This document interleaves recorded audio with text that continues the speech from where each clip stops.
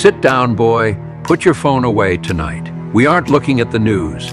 The news is just the weather. It's noisy, it's temporary, and it's meant to keep you looking up at the clouds while someone picks your pocket. Tonight, we look at the soil. We look at the ledger. You've been staring at that old book for an hour, Grandpa. It's just numbers. I don't get why you are so obsessed with it. I just saw on the news that the Fed might raise interest rates again. Isn't that what matters? The Fed. You say that word like it's a force of nature, like the tide or the sun. Most people in this country do. They think the Federal Reserve is part of the government, like the Supreme Court or the Army. They think money is something the government makes to help us trade. They are wrong on both counts. Wait, what do you mean? If the government doesn't make the money, then who does? I have a $20 bill in my wallet. It says Federal Reserve note right on it. That's money, right? Read that again, boy. Slowly. What is a note? Well, it's a piece of paper. In the world of law and finance, a note is an IOU. It is a promise to pay. If you have a $20 note, you don't have $20 of value. You have a receipt for a debt that hasn't been paid yet. You are holding a ghost, chasing the memory of wealth. A ghost? Grandpa, I can buy a steak with this. I can put gas in my car. It feels pretty real to me. That is the magic of the trick. It works because we all agree to believe in it. But the secret I want to show you tonight, the secret they would never dare teach you in that expensive school of yours, is that the money you are working 40 hours a week for was created out of nothing more than a stroke of a pen. No, actually, these days, it's just a click of a mouse. It was created out of thin air. That sounds like a conspiracy theory. You can't just create money. If everyone did that, it would be worthless. Exactly, and yet that is the very foundation of the American banking system. It's called fractional reserve banking. But before I show you how the modern magicians do it, I have to show you the man who invented the trick. We have to go back, long before the tall glass buildings of Wall Street. We have to go back to the Goldsmith. The Goldsmith, like someone who makes jewelry. Hundreds of years ago, money was simple. It was gold, it was heavy, it was shiny, and it was hard to find. If you had a gold coin, you had something that took a man months of sweating in a dark mine to produce. It had intrinsic value.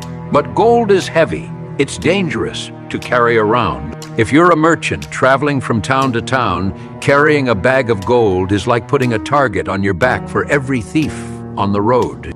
So what did they do? They went to the goldsmith. He had the strongest vaults in town. He had the heavy doors and the guards. You would give him your gold for safekeeping, and in return, he would give you a piece of paper, a receipt. It said, "The bearer of this paper can come back any time and trade it for 1 ounce of gold." Okay, that makes sense. It's like a coat check at a club. You give them your jacket. They give you a ticket. Precisely. And soon something interesting happened. People realized they didn't need to go back to the vault to get their gold every time they wanted to buy something. They could just hand the receipt to the baker, and the baker would take it because he knew he could go to the goldsmith and get the gold whenever he wanted. The paper started acting as the money. The receipts became the currency. So the paper was just a stand-in for the real thing. For a while, but the goldsmith was watching. He was a clever man. He noticed that only about 10% of the people ever came back at the same time to ask for their gold. The other 90% of the gold just sat there in his vault, gathering dust. And that's when the alchemists itched at him. He thought to himself, "I have all this gold sitting here. Nobody is using it. What if I wrote extra receipts?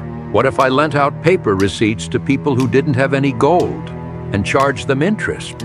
Wait, he was lending out paper for gold he didn't actually have. He was printing claims on the same ounce of gold to 2, 3, maybe 10 different people. He realized he could create paper wealth out of nothing, as long as everyone didn't show up at the vault on the same day asking for their gold. He was getting rich by charging interest on money that didn't exist. That's fraud, Grandpa. He's lying to everyone. In the old days, they called it a crime. If people found out, they'd have a bank run. They'd all rush to the vault, realize the gold wasn't there, and they'd hang the goldsmith from the nearest tree. But today, grandson, today, we don't hang the goldsmith. We called him the chairman of the board. We call it the Federal Reserve System. We took a crime and turned it into the most powerful engine of global control in human history. So you're saying my $20 bill is just one of those fake receipts? But there's gold in Fort Knox backing it up, right? I learned that in middle school. Oh, my dear boy, they haven't updated your textbook since 1971. There is no gold backing that paper, not a grain. We have moved far beyond the Goldsmith's receipts. We have entered the era of fiat. And if you want to understand why your generation can't afford a house, while the banks make billions in profits every quarter, you have to understand exactly how they pull the rabbit out of the hat. Okay, I'm listening. How do they do it now? If there's no gold, how does a bank just make money? It starts with a secret that is so simple, it's almost impossible to believe. Most people think that when they go to a bank to get a car loan or a mortgage, the bank is giving them money that other people deposited. You think you are borrowing Mrs. Johnson's savings, right? Yeah, that's how I thought it worked. The bank is just the middleman. That is the great lie. When you sign that loan document for a $40,000 truck, the bank does not take $40,000 out of a vault. They don't take it from another account. They simply type the number, 40,000, into your account on a computer screen. In that moment, the money is created. It didn't exist a second before you signed your name. The act of you going into debt is what creates the money. Wait, back up. Are you saying the money in my bank account only exists because someone else, or me, is in debt? Exactly. In our system, money is debt. If everyone in the United States paid off every credit card, every mortgage, and every student loan tomorrow, there would be almost no money left in circulation. The thin air would vanish. The system requires you to be in debt just to keep the currency alive. Grandpa, my head hurts. If they can just type numbers into a computer, why do I have to work so hard for it? Why do I have to pay them back with real work if they made it with fake typing? Now you are starting to ask the right questions. Now you are looking into the heart of the ledger. You are working for value, but you are being paid in debt. And because they can create infinite debt, they can slowly steal your time without you ever seeing a thief in your house. It's time to show you the math. It's time to show you the multiplier. The multiplier. Is that the part where it gets worse? Much worse, because the bank doesn't just create money when you take a loan. They use your deposits to create even more. Let's say you walk into the bank tomorrow with $1,000 you earned from your summer job. You hand it to the teller. You think that $1,000 is just sitting there, safe and sound, waiting for you. But the moment that door closes behind you, the alchemists go to work. Before we get to the math, boy, you have to understand the who, because a crime this large couldn't be committed by a single goldsmith in a village. It required a syndicate. It required the most powerful men in America to take a secret trip in the dead of night. Have you ever heard of Jekyll Island? Sounds like a place out of a spy movie, like where a villain hides their base. In a way, it was. In November 1910, a private railway car left New Jersey with its windows frosted over. The men inside were told not to use their last names. They were told to tell their families they were going on a duck hunting trip. These weren't hunters, grandson. They were the representatives of the Rockefellers, the Morgans, and the Rothschilds. They represented 25% of the entire wealth of the world. Why all the secrecy just to talk about banks? Because at that time, the American people hated the idea of a central bank. We had fought wars to keep the money in the hands of the people. We knew that if you gave a small group of private bankers the power to control the currency, you were giving them the power to control the nation. So, these men met in secret on a small island off the coast of Georgia to draft a plan. They didn't call it a bank. They called it the Federal Reserve. But federal sounds like the government, like the FBI. That was the genius of the naming. It sounds as American as apple pie, but the Federal Reserve is no more Federal Express. It is a private entity, owned by banks, designed to serve banks. They went to Congress and told them, if you give us the power to create money, we will stop all financial panics forever. We will make the economy stable. It was the ultimate sales pitch. And did it work? Is the economy stable? Since they took over in 1913, the American dollar has lost over 96% of its purchasing power. I'd say it worked perfectly for them. They gained the power to lend money to the government at interest. Think about that. The government gives a private bank the right to print the money, and then the government borrows that same money and pays the bankers interest on it with your tax dollars. That sounds like a scam. Why would the government agree to that, right? Because politicians love to spend money they don't have. It's hard to raise taxes. People get angry. But if you can just borrow thin air from the Fed, you can fund wars, you can fund projects, and you can buy votes. You don't have to ask the people for permission. You just let the invisible tax of inflation pay for it later. But let's look at how this affects your wallet today. Let's talk about that $1,000 you put in the bank. Right? My $1,000. You said they don't just keep it there. Under the rules of fractional reserve banking, the bank is only required to keep a tiny fraction of your money in the vault. Let's say the requirement is 10%. You give them $1,000. They take $100 and put it in a digital reserve. What do you think they do with the other $900? They lend it out? Exactly. They lend that $900 to a guy named Mike who wants to buy a new computer. Now, here is where the magic or the fraud happens. Mike takes that $900 and buys a computer from a shop. The shop owner takes that $900 and deposits it into his bank. Okay, so now there's another $900 in the system. Wait, the shop owner's bank sees a new $900 deposit. They keep 10% $90 and lend out the other $810 to Sarah for a car repair. Sarah pays the mechanic.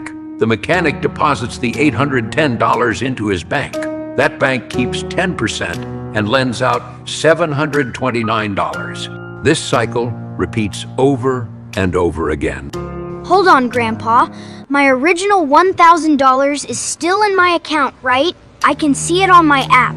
Yes, you think you have $1,000. The shop owner thinks he has $900. The mechanic thinks he has $810. If you add up all those digital numbers, your original $1,000 has turned into nearly $10,000 in the banking system. But there is still only $1,000 of real money at the base of it all. So if me, the shop owner, and the mechanic all go to the bank at the same time? The lights go out, the doors lock. The money isn't there. It never was. It's just digital ink. But here is the part that should make your blood cold.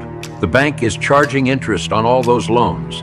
They are making a profit on $9,000 that they essentially summoned out of a dark room with a magic wand. I'm working at the grocery store for $15 an hour. I'm trading my actual sweat, my time, my youth, and they're just typing numbers? How is that even legal? It's legal because they wrote the laws. But it's more than just unfair, grandson. It's a vacuum cleaner.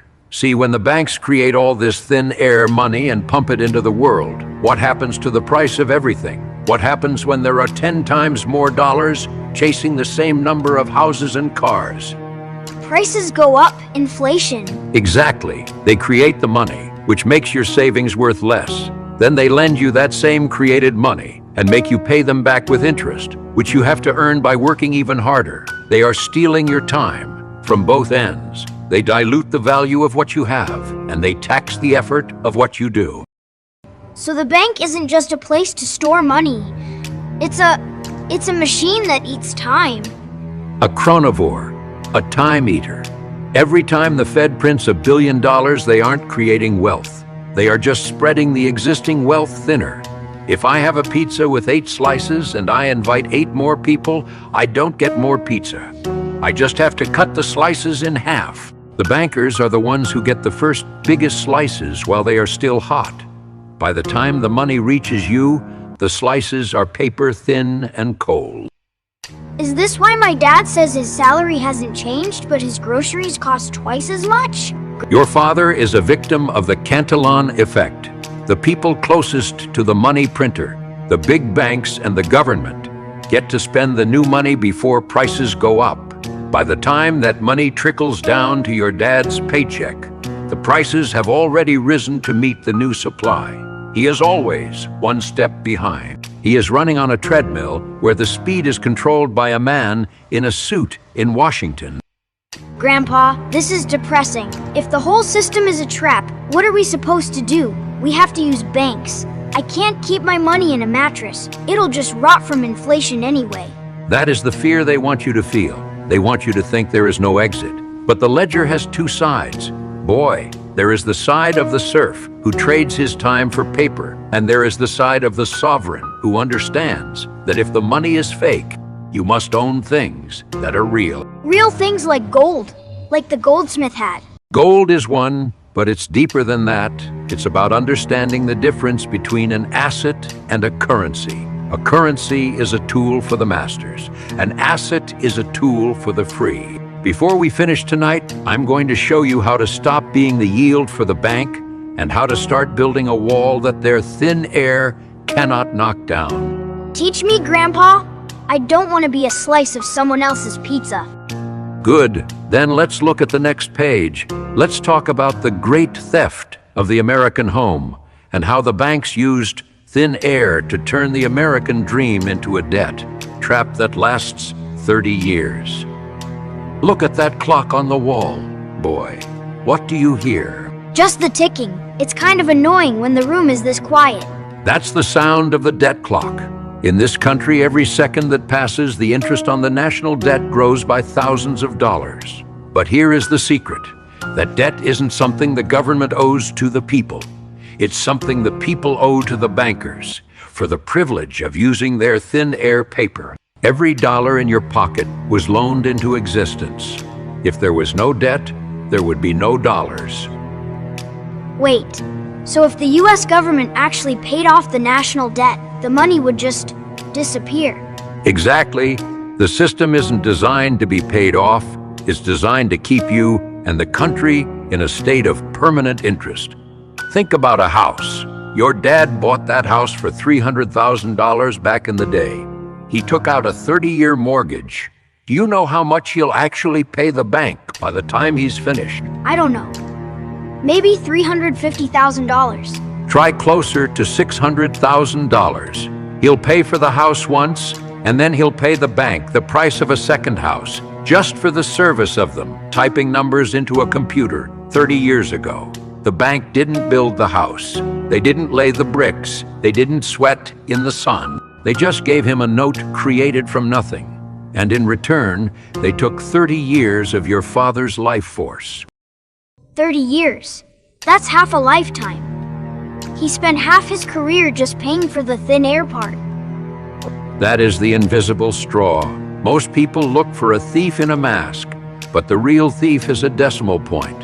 When the banks create this money and lend it out, they create the principal, the original amount, but they never create the money to pay the interest. Wait, what do you mean? If they don't create the interest money, where does it come from? It has to come from other people's principal. It's a game of musical chairs, grandson.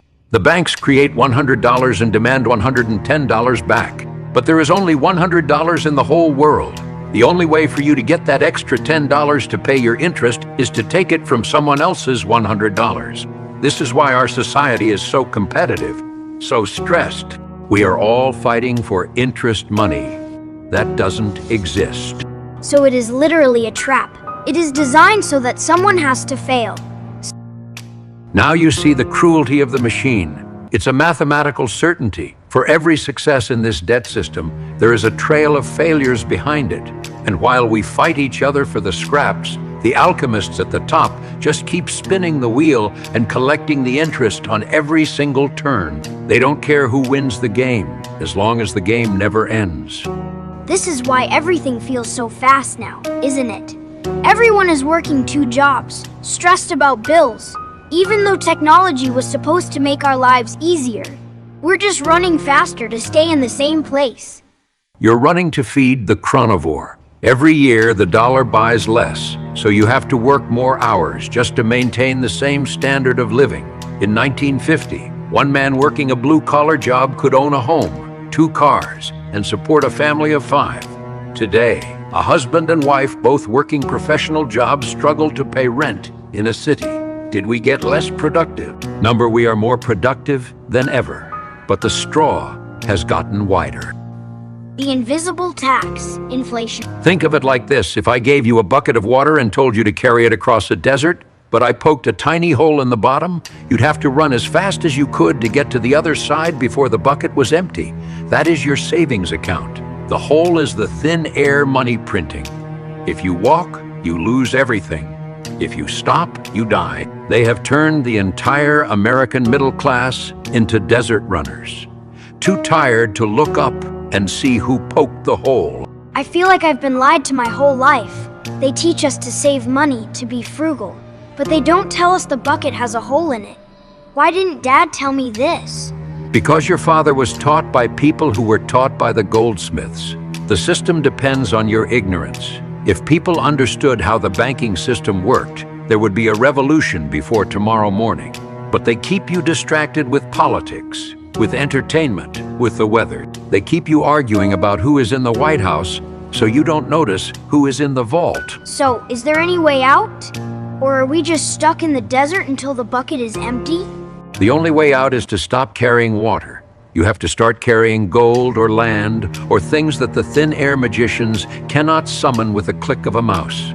You have to move your value out of their ledger and into your own. But how do I do that when I am just starting out? I have $500 in my bank account right now. That is it. That $500 is your first seed. But you don't plant a seed in a salt marsh, boy. You plant it in soil. Tonight, the lesson ends with the most important page of the ledger. The page where we stop being the yield and start being the architect. Your $500, it's not much, is it? Not when you see the size of the monster we are facing, but a single spark is enough to burn down a forest if the wind is right. The first thing you must do, grandson, is change how you see that money. To the bank, that $500 is a liability. They owe it to you, it's a claim. But as long as it stays in their digital ledger, it belongs to the thin air. So I should take it out, hide it under my bed? You said the bucket has a hole in it, it'll just rot there too? Cash is a shelter for a night, but a prison for a lifetime. No, the architect's solution isn't about hiding. It's about translation. You must translate your time, which is currently stored in those $500 worth of debt, notes, into things that are finite. Why do you think the elite buy thousands of acres of farmland? Why do they buy the buildings you live in? Why do they hold gold bars in private vaults outside the banking system? Because they know the thin air isn't real. They want the stuff that actually exists. Exactly. They print the paper so they can buy the earth. They use the fake to acquire the real. Your goal is to do the same, even on a small scale. But there is a deeper step.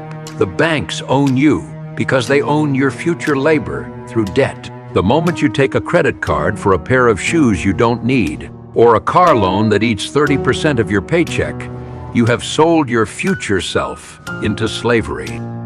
I already have a small student loan, Grandpa. I'm already in the trap. Then your first mission is to buy your freedom back. Every dollar you pay toward that debt is a dollar you are taking away from the banker's yield. Think of it as a war. Every time you pay off a debt, you are reclaiming a piece of your life that they had a lien on. You cannot build a fortress while you are still paying rent to the enemy. Buy back my time. Okay, and after that, how do I grow something that they can't dilute? You invest in two things, the skill and the hard asset. They can print $1 trillion tomorrow, boy, but they cannot print a master plumber. They cannot print a doctor. They cannot print the ability to grow food or the knowledge of how to build a business that people actually need. Your human capital is the only asset that inflation cannot touch. If you are valuable to the world will give you whatever the current currency is to have your help. So my education, the real kind, not the debt trap kind, is my first fortress. The only fortress they can't tax. And once you have that, you move your excess value into things that have a fixed supply. There will only ever be so much land on this planet. There will only ever be so much gold pulled from the ground. There will only ever be a limited amount of true value. When the bankers print more thin air, the price of those real things will go up. Not because they are getting more expensive, but because the money is getting weaker. You want to be on the side of the thing not the side of the paper. It's like being on a boat while the water level rises. If I'm standing on the ground, I drown. But if I'm in the boat, the asset, I just rise with the tide. Now you're thinking like an architect. The system is designed to keep you on the ground, weighted down by debt shoes, while the tide of thin air money rises. But once you see the trick, you can stop playing their game. You stop being a consumer, and you start being an owner. You stop looking at the price, and you start looking at the value. I'm looking at the ledger differently now, Grandpa. It's not just numbers. It's a map of a battlefield. It is, and the most important territory on that battlefield is your own mind. If they can make you believe that debt is wealth and spending is happiness, they have won without firing a shot. But tonight, you've looked behind the curtain. You've seen the Goldsmith's ghost. You've seen the thin air for what it is.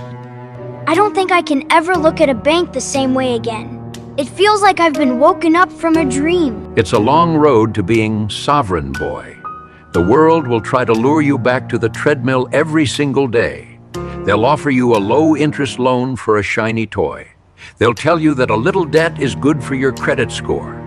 They'll tell you that inflation is normal, but you'll remember the ledger. You'll remember that every dollar you borrow is a piece of your future being eaten by the chronivore. I'll remember, Grandpa. I'm going to start buying my time back, starting with that $500. Good, then maybe one day you'll be the one sitting in this chair, spinning the globe, and teaching your grandson how to be a free man in a world of paper chains. But for now, the fire is dying, and the clock is still ticking. Go to sleep. Tomorrow, we start the real work. Good night, Grandpa. And thanks for showing me the ledger.